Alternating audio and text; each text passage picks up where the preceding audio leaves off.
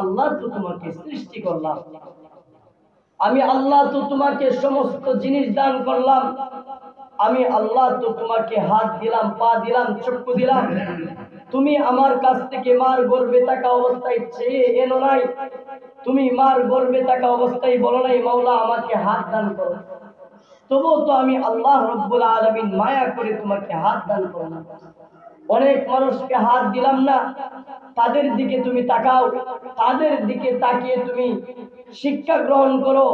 আল্লাহ চাইলে তো আমাকেও হাত না দিতে পারতেন, কিন্তু আমাকে কেন আল্লাহ হাত দিলেন, আমাকে আল্লাহ কেন পা দিলেন, আমাকে আল্লাহ কেন চক্ষু দান করলেন, আমাকে আল্লাহ কেন এত নিয়ামত দান করলেন, এটা তুমি বোঝার জন্য আমি অন্য অন্য মানুষদেরকে পঙ্গু বানাইলাম, অন্য অন্য মানুষদেরকে চক্ষু দেই নাই, অন্য অন্য মানুষদেরকে হাত দেই না, পা দেই নাই। কেন দেই নাই বান্দা? তুমি যাতে শিক্ষা গ্রহণ করো, এটাই শিক্ষা নিতে পারো। আল্লাহ চাইলে তো আমাকেও করতে পারতেন, কিন্তু আল্লাহ আমাকে করেন নাই। আমার প্রতি আল্লাহর মহব্বত আছে, আমার প্রতি আল্লাহর ভালোবাসা আছে। তাহলে আল্লাহর যদি ভালোবাসা আমার প্রতি থাকে, তাহলে আল্লাহর কাজ আমার করতে হবে, ঠিক কিনা বলুন?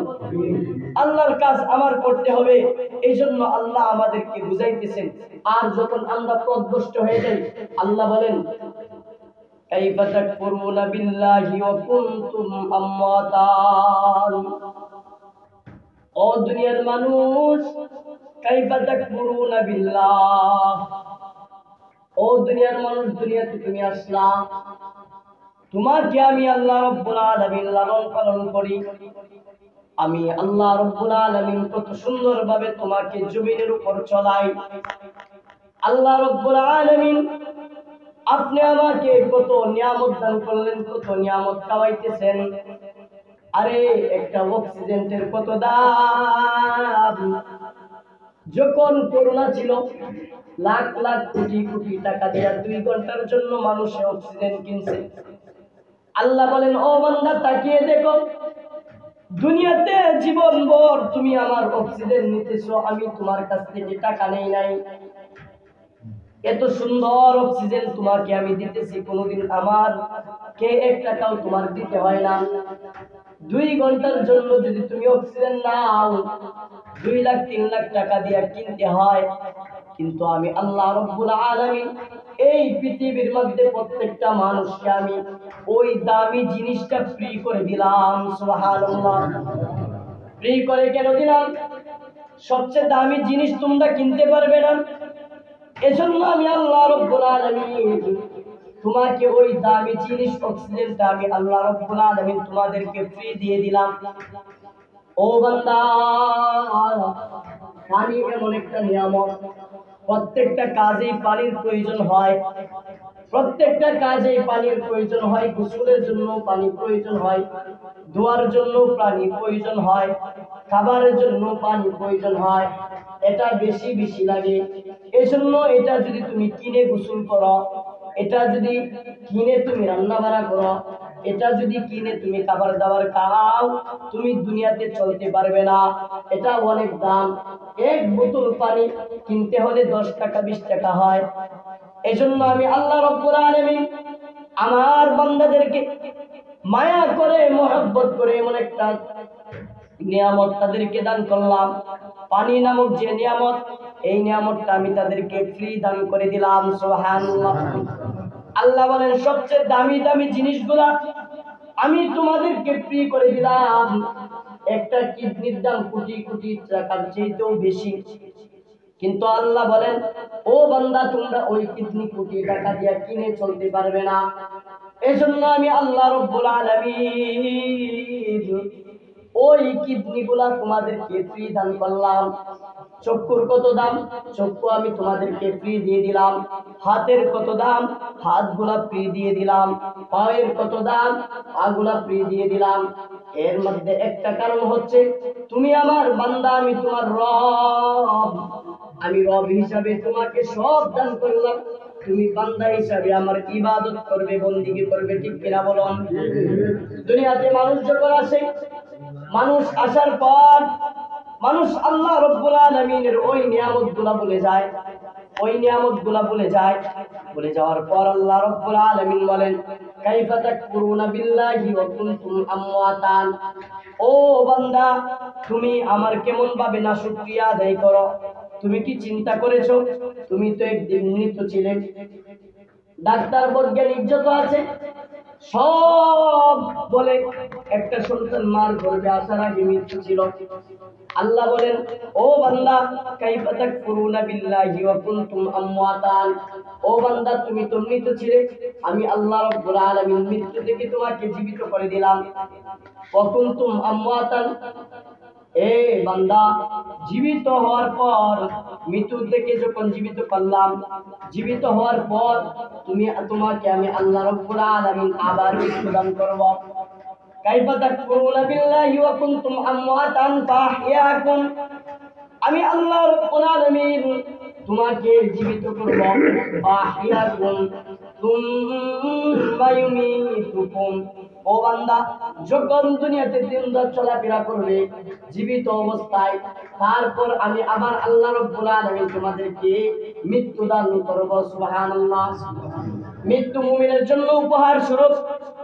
রাসূল আরবি সাল্লাল্লাহু আলাইহি ওয়াসাল্লাম হাদিসের মধ্যে বলেন যে তুহফাতুল মুমিনিন মাউত, আরে মুমিন বান্দার জন্য মৃত্যু হলো উপহার স্বরূপ।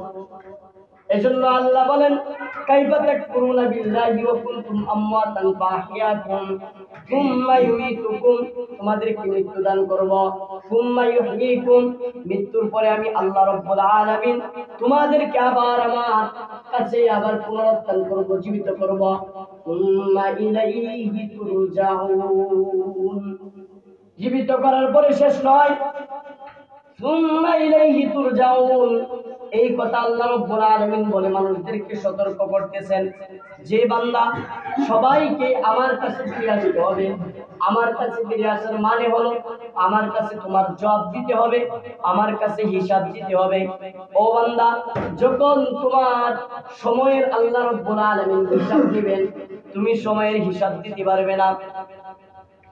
ওই সময়টা যদি তুমি আল্লাহর রাস্তায় দান করো, ওই সময়টা যদি তুমি আল্লাহ রাব্বুল আলামিনের রাস্তায় কাটাও, তাহলে তোমার হিসাব দিতে সহজ হয়ে যাবে যে মাওলা, ছোট থেকে তোমার দিন তোমাকে চেনার জন্য আমি তোমার পথে থেকেছি, এইটাই আমার পরিচয়, এইটাই আমার জিজ্ঞাসার উত্তর। আল্লাহ রাব্বুল আলামিন তোমার সময়ের হিসাব নেবেন। আল্লাহ রাব্বুল আলামিন যৌবন কালের হিসাব নেবেন। যৌবন কালের হিসাবটা নেবেন যখন মানুষ দুনিয়াতে যারা দ্বীনের পথে ছিল তাদের যৌবন কালের হিসাব সহজ। যারা দ্বীনের পথে ছিল হিসাব সহজ। তোমার দ্বীনের পথে চলেছি, যৌবন কাল আমি আল্লাহ রাব্বুল আলামিন তোমার রাস্তায় ব্যয় করেছি, তোমার রাস্তায় কাটিয়েছি, সহজ উত্তর দিয়ে দিবেন। আর যদি অন্য কোনো পথে অন্য কোন পন্থায় কাটান, তাহলে ওই যৌবন কালের হিসাব দিয়ে জান্নাতে যাওয়া সহজ হবে না। আর আল্লাহ রাব্বুল আলামিন তোমার টাকা পয়সার হিসাব নেবেন। এই তিনটা হিসাব না দেওয়া পর্যন্ত কোনো ব্যক্তি জান্নাতে যাইতে পারবে না। সময়ের হিসাব দিতে হবে, যৌবন কালের হিসাব দিতে হবে, আর ধন সম্পদ কোন কাজে উপার্জন করেছ আর কোন কাজে ব্যয় করেছ, ওইগুলা হিসাব তোমার দিতে হবে। ওইগুলা হিসাব তো যখন তোমার পরিপূর্ণ হয়ে যাবে, জান্নাতে যাওয়ার জন্য সহজ হয়ে যাবে। এজন্য বলেন যে কোন ব্যক্তি হিসাব দিয়ে জান্নাতে যাইতে পারবে না। তোমাকে যদি এক গ্লাস পানির হিসাব নেওয়া হয়, একটা অক্সিজেনের হিসাব নেওয়া হয়, তাহলে তুমি ওই একটা অক্সিজেন এই এক গ্লাস পানির হিসাব দিতে পারবে না। একটা চাউলের যদি হিসাব নেওয়া হয়, তুমি একটা চাউল বানাইতে পারো নাই, একটা চাউল যে তুমি অপচয় করলা, পালাইলা, ওইটার হিসাব তুমি দিতে পারবে না। এজন্য বলেন যে বান্দা কে যদি আল্লাহ রাব্বুল আলামিন জান্নাত দেন, বিনা হিসাবে যে বান্দাকে জান্নাত দিবেন, ওই বান্দাই জান্নাতে যাইতে পারবে। কোন বান্দাকে যদি হিসাব ধরেন, হিসাব দিয়ে কোন বান্দা জান্নাতে যাওয়া অসম্ভব হয়ে যাবে।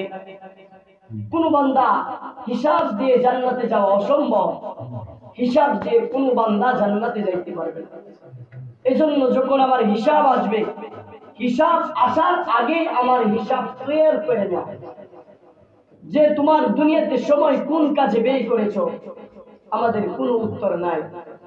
যে যৌবনকাল কোন কাজে ব্যয় করেছো, আমাদের কোনো উত্তর নাই।